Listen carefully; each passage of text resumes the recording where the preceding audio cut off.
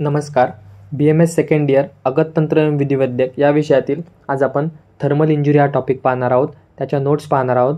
त्यामध्ये आपण बर्न हा टॉपिक डिटेलमध्ये पाहणार आहोत. त्याचं डेफिनेशन, त्याची टाइप्स, त्यानंतर रूल ऑफ 9. तर पाहूयात thermal injury. It is a tissue injury due to the application of heat or cold in any form to the external or the internal body surfaces. म्हणजे काय, तर थर्मल इंजुरी म्हणजे नुसतंच आग नव्हे तर गरम किंवा गार दोन्ही फॉर्ममध्ये आपल्या बॉडीला इंजुरी होते, त्याला थर्मल इंजुरी असं म्हणतो. इथे तुमच्यासमोर तुम्हाला एक थर्मल इंजुरीचा मस्त असा चार्ट दिसत असेल, त्यानुसार तुम्ही इझिली लक्षात ठेवू शकता. सुरुवातीला 2 क्लासिफिकेशन, ड्यू टू कोल्ड आणि ड्यू टू हीट. तर कोल्डच्या अंडर येतात जनरल इफेक्ट्स आणि local effects.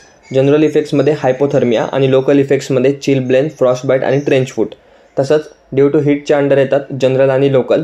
जनरलमध्ये heat cramps, heat stroke, heat exhaustion आणि हीट प्रोस्ट्रेशन, आणि लोकलमध्ये बर्न आणि स्कार्स. तर हे होतात थर्मल इंजुरीचं क्लासिफिकेशन. तर हा व्यवस्थित लक्षात ठेवा. तर ह्या चार्टमधल्या गोष्टी तर थर्मल इंजुरीमध्ये येतातच, पण या व्यतिरिक्त thermal injuries also includes chemical Burns, radiation Burns, electric Burns, lightning Burns आणि एक्सप्लोजिव्ह बर्न्स. म्हणजे ह्या गोष्टींमुळे जे बर्न्स होतात ते सुद्धा थर्मल इंजुरीमध्ये कन्सिडर केलेले आहेत. तर आपल्या सिलेबस कॉपीनुसार आपल्याला बर्न हा टॉपिक डिटेलमध्ये आहे, तर आपण तो पाहूयात.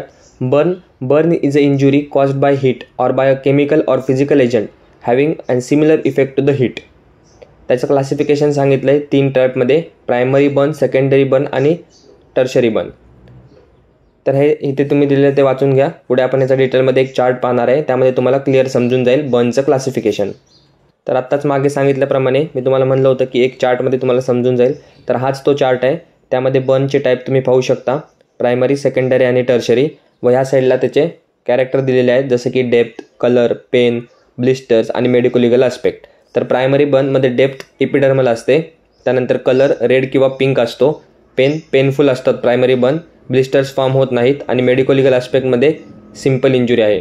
सेकंडरी बर्न्समध्ये डेप्थ ही डर्मो एपिडर्मल असते, त्यानंतर कलर डार्क रेड असतो, व्हेरी पेनफुल असतात, त्याच्यामध्ये ब्लिस्टर्ससुद्धा फॉर्म होतात, आणि मेडिकोलिगलमध्ये ग्रीवियस इंजरी आहे. त्यानंतर टर्शरी म्हणजे 3rd डिग्री बर्न, त्यामध्ये डेप्थ असते अप टू बोन, म्हणजे बोनपर्यंत ते बर्न पोचलेलं असतं. त्यानंतर त्याचा कलर व्हाईट किंवा ब्लॅक असतो, पेनलेस असतात, आणि ब्लिस्टर्स असू पण शकतात किंवा नसू पण शकतात, may or may not be present, आणि मेडिकोलिगल आस्पेक्टमध्ये ग्रीवियस इंजरी आहे. तर हे बर्नचे होते 3 टाईप्स, तेच 1st डिग्री, 2nd डिग्री आणि 3rd डिग्री बर्न आपण म्हणू शकतो त्यांना. त्यानंतर the estimation of burn surface in an adult is usually detected by the rule of 9. म्हणजे जर एखादी बर्न केस असेल तर त्याचं कॅल्क्युलेशन कसं करायचं, किती बर्न झाला आहे किती नाही, तर त्याचा एक रूल सांगितला आहे, rule of 9. Rule of 9 also called as Wallace rule किंवा 9% rule. It is a method use to estimate the total body surface area affected by the burns. म्हणजे टोटल बॉडीचा किती सरफेस एरिया अफेक्ट झाला आहे बर्न्सनी हे calculate करण्यासाठी आपण rule of 9 वापर करतो. तर इथे तुमच्यासमोर एक सिम्पल चार्ट आहे अडल्ट आणि चिल्ड्रनचा, ज्यामध्ये त्याचं कॅल्क्युलेशन दिलेलं आहे. तर अडल्ट्समध्ये पाहूयात. आर्म्स, जर बोथ आर्म अफेक्टेड असतील तर 9 + 9 18%, बोथ लेग्स 18 + 18 36%, चेस्ट प्लस ॲबडोमन 18%, त्यानंतर बॅक 18%, हेड अँड नेक 9% आणि जेनायटल एरिया 1%, असं बर्न्सचं क्लासिफिकेशन केलेलं आहे. टोटल 100% होतं.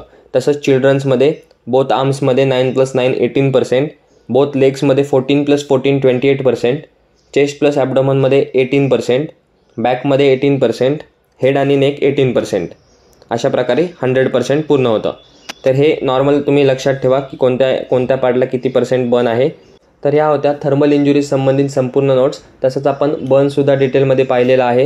व्हिडिओ आवडले असल्यास चॅनलला सबस्क्राईब करा, व्हिडिओला लाईक करा. भेटूया एका नवीन व्हिडिओमध्ये नवीन टॉपिकसोबत. धन्यवाद. So guys, subscribe Ayurveda Essence for more such videos. You will get all handwritten notes here.